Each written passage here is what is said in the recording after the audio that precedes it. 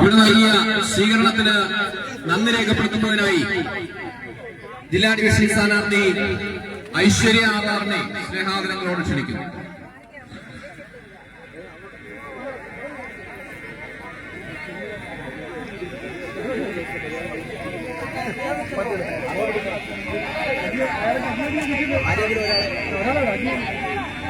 ഏറെ സ്നേഹം നിറഞ്ഞ ചേച്ചിമാരെ, ചേട്ടന്മാരെ, അമ്മമാരെ, സഹപ്രവർത്തകരെ, സുഹൃത്തുക്കളെ,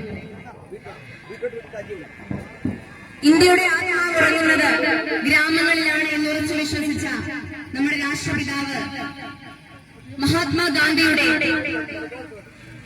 സ്വപ്നമായിരുന്നു ഗ്രാമസ്വരാജ്.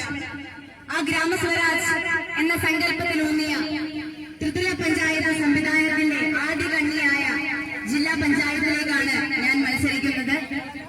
ഞാൻ ഐശ്വര്യ, പത്തനംതിട്ട ജില്ലാ പഞ്ചായത്ത് ഏനാത്ത് ഡിവിഷനിലെ NDAയുടെ സ്ഥാനാർത്ഥിയാണ്.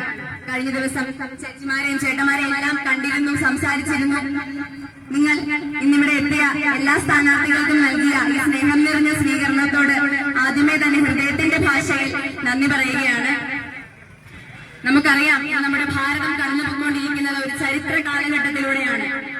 നരേന്ദ്ര ദാമോദർ ദാസ് മോദിജിയുടെ നേതൃത്വത്തിലുള്ള കേന്ദ്ര ഗവൺമെന്റ് അദ്ദേഹത്തിന്റെ വികസനത്തിലൂന്നിയ ഭരണവും അദ്ദേഹത്തിന്റെ രാജ്യത്തിലുള്ള സമർപ്പണവും അദ്ദേഹത്തിന്റെ ദൂരദർശിത്വവും എല്ലാം നമ്മുടെ നാട്ടിലെ ഓരോ ജനങ്ങളുടെയും ഭാരതത്തിലെ ഓരോ ജനജീവിതവും മാറ്റിമറിച്ചുകൊണ്ടിരിക്കുകയാണ്.